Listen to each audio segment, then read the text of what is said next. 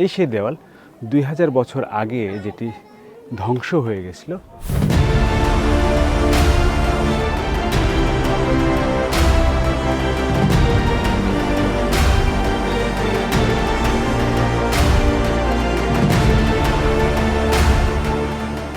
আগ্নেয়গিরির অগ্ন্যুৎপাতে ডুবে ধ্বংস হয়ে গেছে।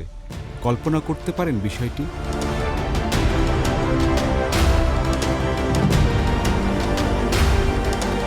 হাজার হাজার বছর আগের সভ্যতা গড়ে উঠেছিল 2000 বছর আগে যেটি ধ্বংস হয়ে গেছিল।